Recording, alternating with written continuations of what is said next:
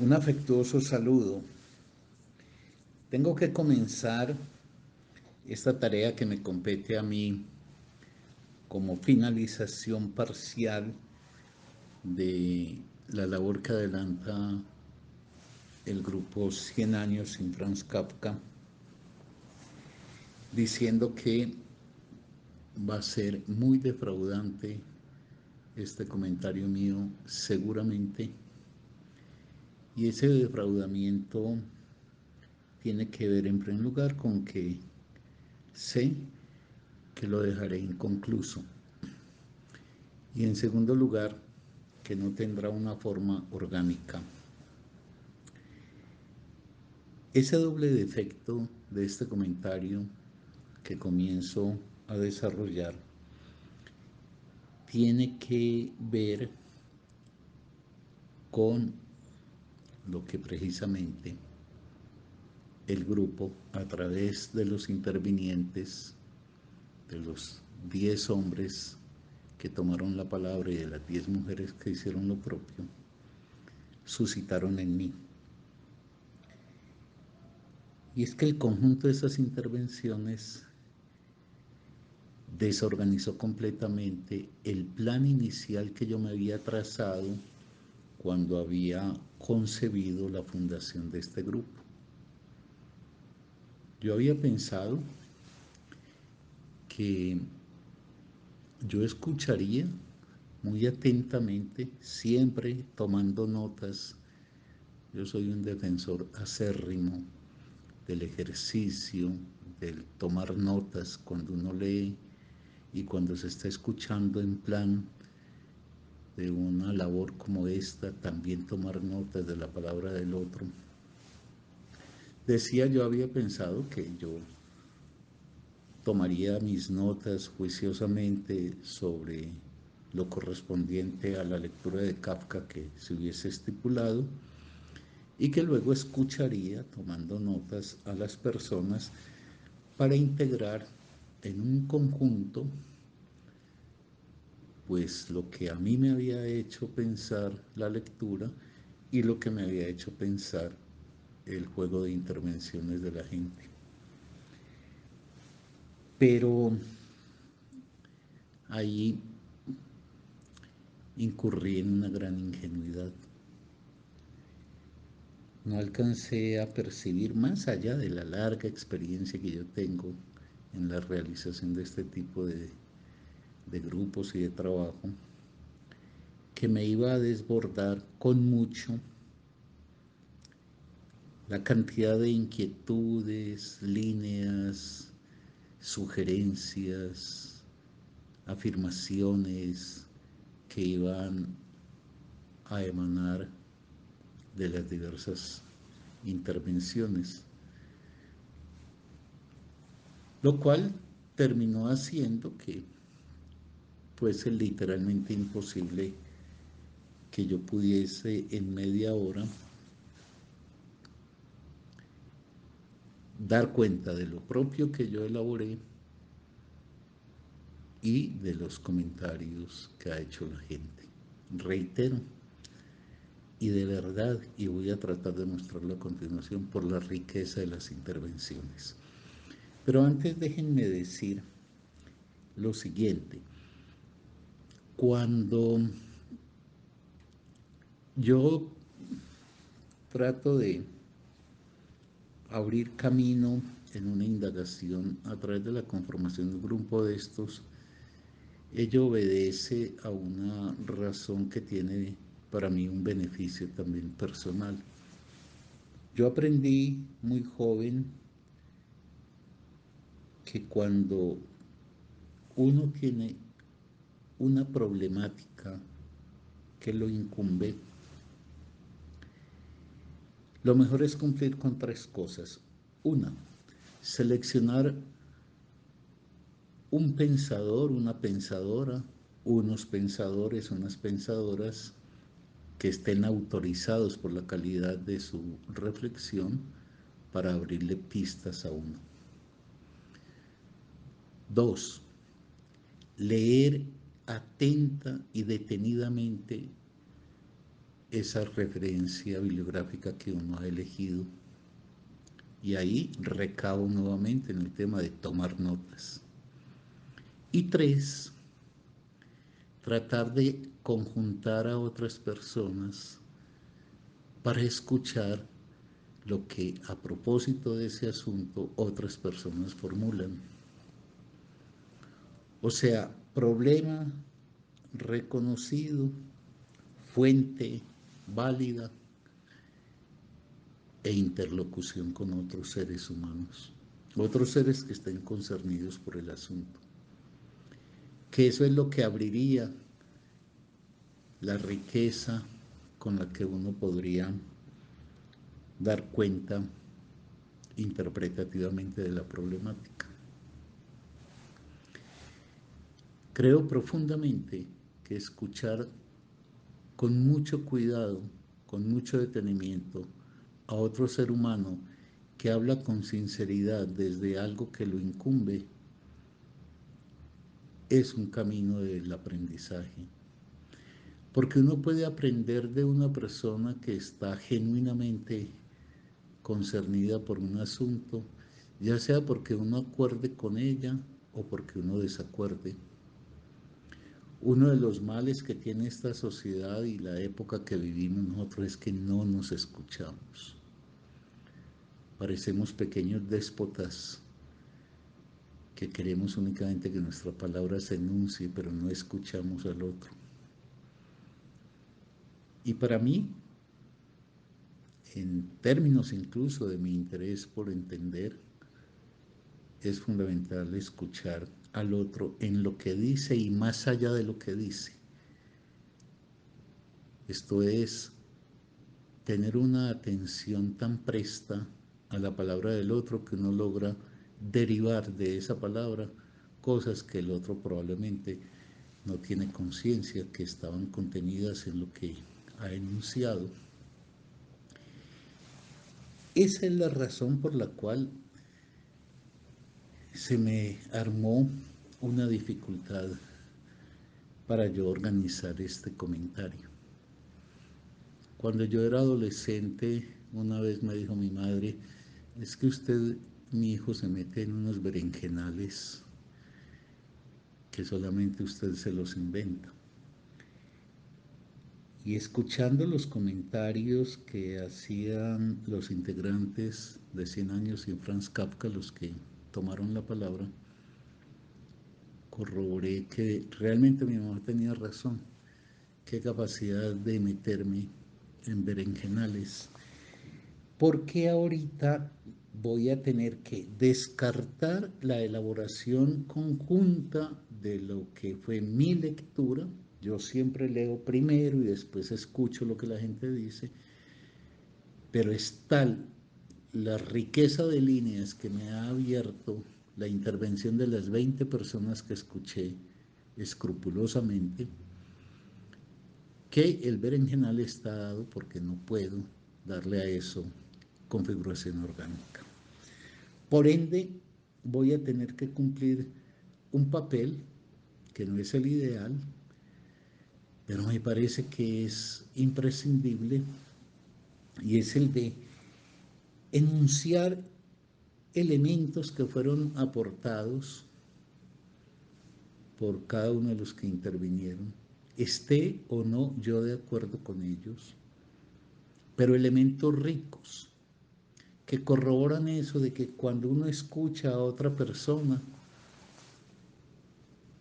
esa puede ser una fuente de enriquecimiento de uno, porque otra persona puede estar viendo y sensibilizando cosas que a uno se le escapan.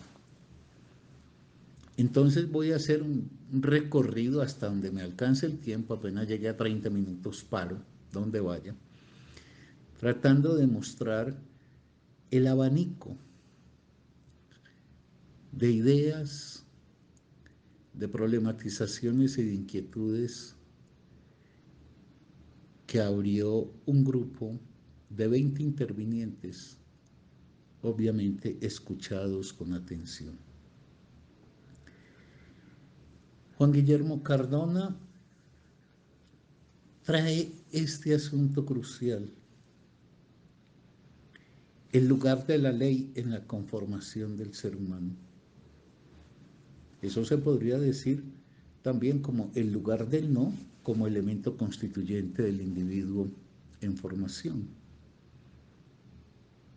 Eso se opone a esa visión de la educación como permisividad absoluta. Es decir, aquí lo que está en juego, en lo que plantea Juan Guillermo, es que habría que reflexionar el lugar de la ley para no desacreditarla, pero tampoco para autorizarla de cualquier forma. Que en cualquier caso lo más pernicioso para el ser humano sería estar por fuera de una referencia a la ley. Valga decir, el no es formador del ser humano. Lo que hay que interrogar son las formas de agenciamiento de la ley por parte de quienes detentan el poder de hacerlo. Alfredo Cancino dice o nos trae esta advertencia: cuán necesario y positivo es volver la mirada hacia lo vivido, por un lado para rastrear lo que se ha sido y a partir de esto tratar de entender lo que se es. Aquí hay una invocación muy importante que hace Alfredo, y es que debemos volver a nosotros, como debemos volver al pasado de nuestra sociedad, para tratar de entender el camino que nos constituyó y para por ende entender lo que somos y las posibilidades que podemos contener. Ese examen del pasado, le escucho yo así a Alfredo, pues por un lado implica un análisis, que es lo que la carta al padre nos está indicando, un análisis. Kafka no sanciona, Kafka no es punitivo, analiza, es decir, persigue causas y efectos, y lo hace bajo una forma ponderada. Esto se puede decir, una forma que no es acusativa, ni es una forma en la cual se descalifique al otro. Jorge Silva desde Chile, a quien de paso le deseo que su salud esté en proceso de recuperación, nos recuerda una cosa muy sencilla, o dos más bien. Una, un texto como el de Kafka da que pensar. Eso parece una obviedad y sin embargo eso es decisivo. Es como la obra de arte.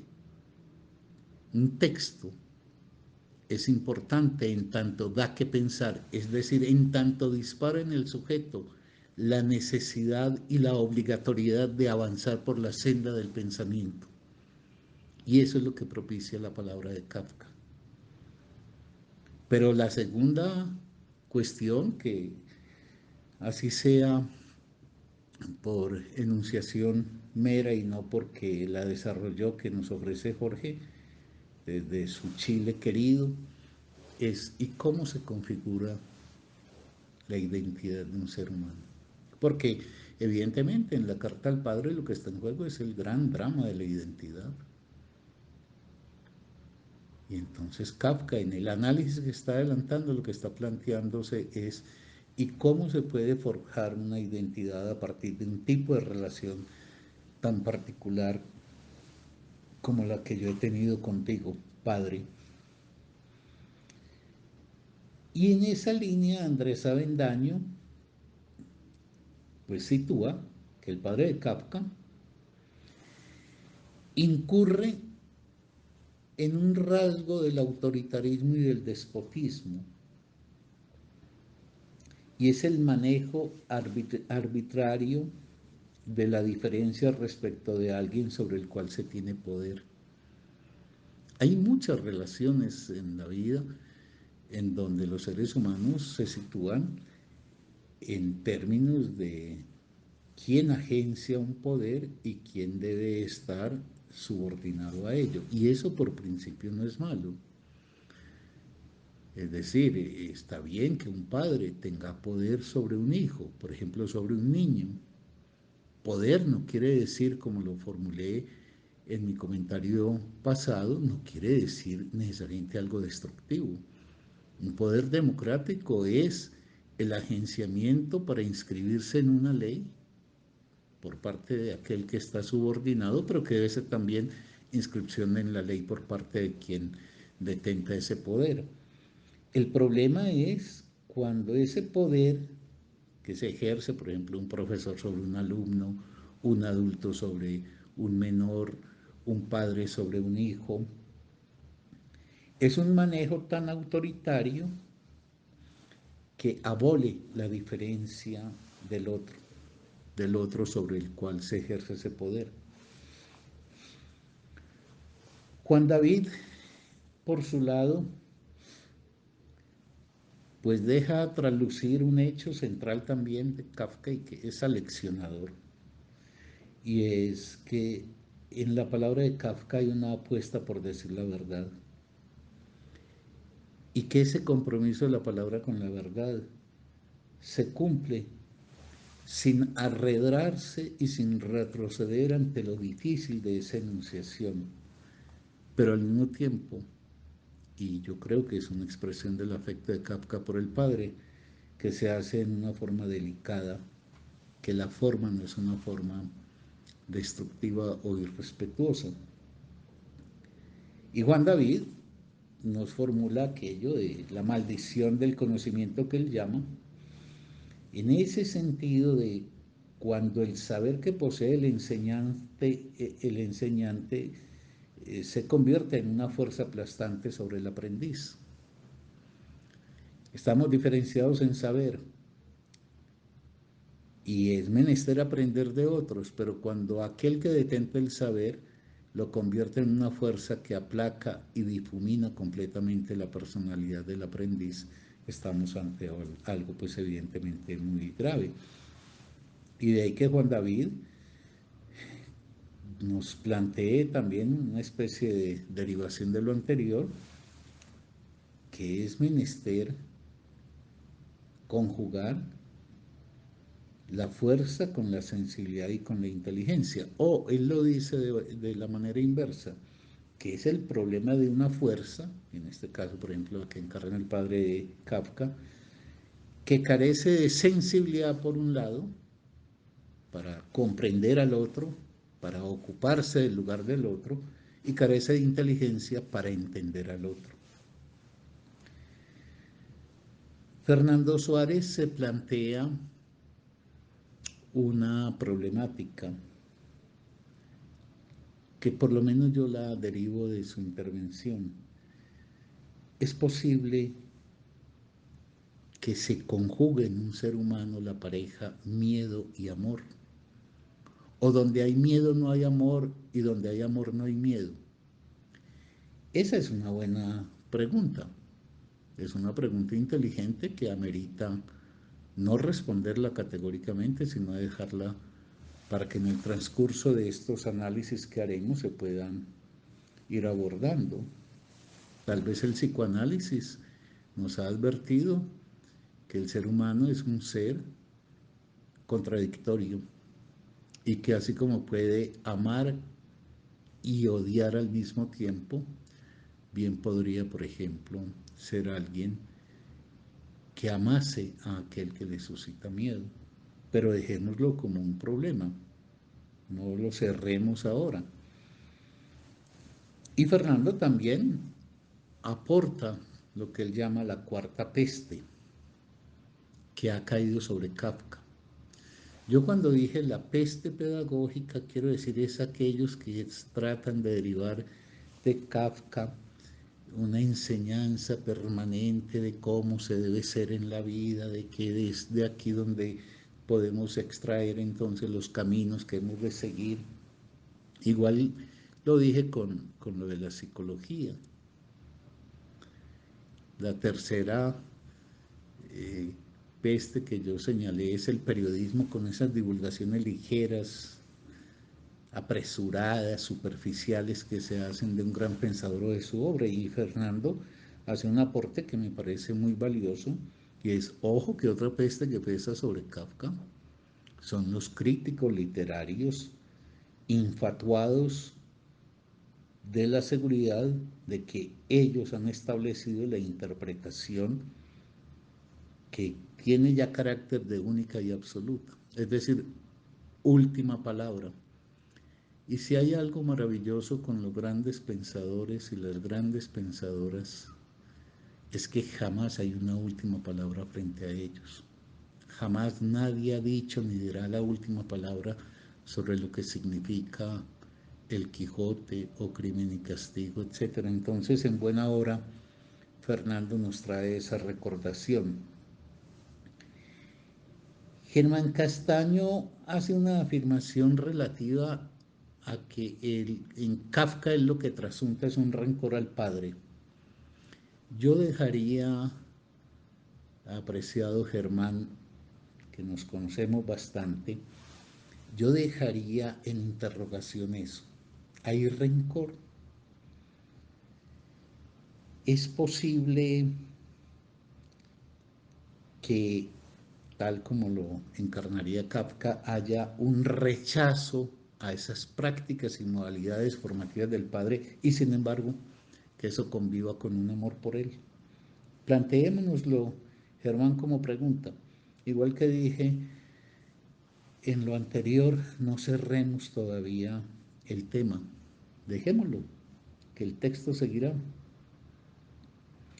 Esa crítica que le hace Kafka al padre es una negación absoluta de él al padre. ¿No sería eso quizás que Kafka estuviese haciendo lo propio que el padre hizo y que él cuestiona? Así como el padre criticaba de manera absoluta al hijo, entonces ahora tendríamos el Kafka adulto haciendo lo propio. No parece muy coherente eso, habría que seguirlo también indagando. Pero Germán nos deja una eh, idea también muy valiosa de que no perdamos. Otros la mencionaron, pero Germán me parece que la elabora de forma muy precisa, y es el valor en la formación de un ser humano de ser desobediente. La desobediencia como un valor importantísimo en el ser humano. Everardo, que a propósito, Everardo es un poeta y un muy buen poeta. Y en 100 años sin Franz Kafka nosotros tenemos gente que está agenciando esa expresión maravillosa del arte que es la poesía de una manera bastante notable. Everardo es uno, Andrea es otra, Cristina Toro es otra. Y aprovecho para decir de paso que nosotros en el chat de 100 años sin Franz Kafka, como una expresión del respaldo a las elaboraciones culturales que hacen algunos miembros, vamos a seguir incluyendo las producciones poéticas de Everardo, por lo menos algunas, de Cristina, de Andrea y de todos los que vayan apareciendo. Everardo dice, y aquí voy a tener que acelerar, pero no porque no tenga mucha importancia lo suyo, sino porque la fila es muy larga y me voy a quedar sin comentar las intervenciones de las mujeres. La escritura como un exorcismo, la escritura como una forma de elaborar los demonios que a uno lo habitan. Y también nos señala esa imposibilidad del diálogo está expresada por el padre, que es un daño para la relación, no solamente con la vida, sino la relación con los otros. Luis Eduardo dice, mire, ¿sabe por qué leo yo a Kafka? Porque es que Kafka me ayuda, porque Kafka me abre caminos para, a partir del suyo, rastrear los míos. Y nos dice otra cosa muy importante, uno también es responsable por aceptar pasivamente la opresión que otro despliega sobre uno, porque esta posición de Luis Eduardo lo que exalta es precisamente lo opuesto al victimismo. Somos responsables también de lo que han hecho con nosotros. Walter Suaza, que es también otro artista con el que contamos, Walter nos evoca un Kafka que hemos de leerlo de cuerpo entero, es decir, en toda su complejidad.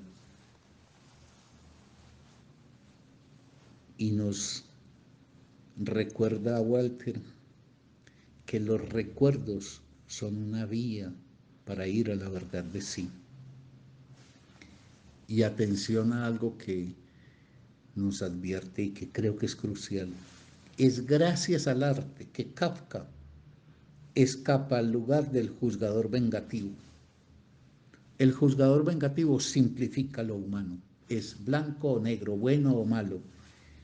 El arte es precisamente lo que permite dar cuenta del ser humano en la complejidad contradictoria que lo puede constituir. María Zenaida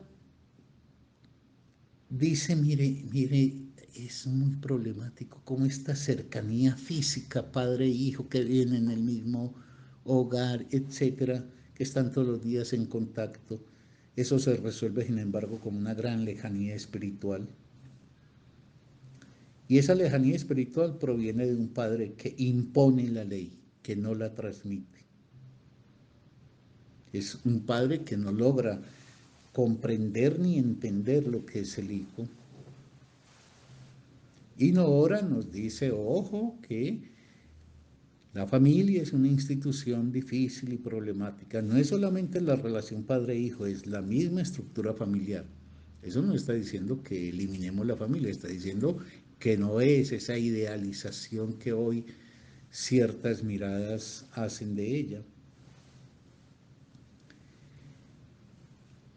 Vamos a escuchar a Lina,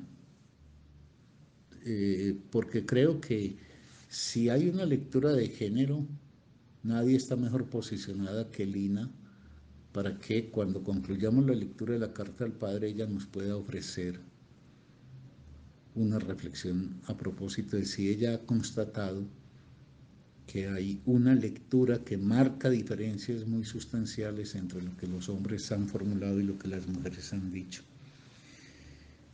Joana nos dice, bueno, ese daño que puede hacernos alguien a quien amamos. Ojo a eso. Podemos amar a quien nos daña.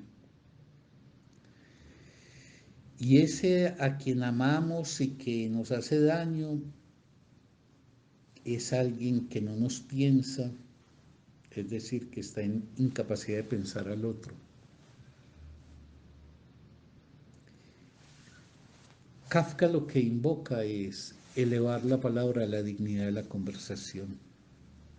Y aquí tengo que hacer casi una síntesis con perdón, pero en la próxima ocasión comenzaré por los comentarios de las mujeres. Teresita Tamayo nos indica que esto hay que transitarlo de lo familiar a lo social y que hay que preguntarse por el agenciamiento de la ley por la mujer en la familia uniparental. Clara nos dice, bueno, ojo, también echemos una mirada a los vínculos intergeneracionales y a un camino de logros que hemos ido alcanzando también en la cultura.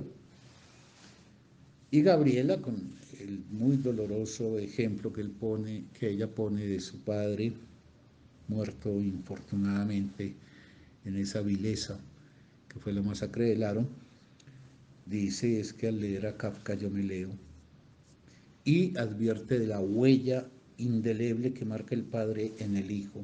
Blanquita Jiménez, a quien siempre le agradezco porque nuestra larga amistad me ha deparado la riqueza de su reflexión, ofrece 4 piezas de análisis que voy a tener que obviar porque se me acabó el tiempo, pero que tenga la certeza, Blanquita, que las escuché con toda atención y que ojalá todos y todas tengan la oportunidad en torno al poder del padre como tirano, al ideal que encarna el padre para el hijo, al padre decepcionante y la indefensión ante un ser poderoso y arbitrario. Edith nos habla del autoritarismo como un intento de someter el mundo a la medida propia. Carmen a un padre que se reduce únicamente a la provisión material. Y Amparo deja el problema. Hay un resentimiento en esta carta. Dejémoslo como problema. En fin, como les dije al comienzo, esto iba a tener cierto carácter decepcionante y creo que así ha sido.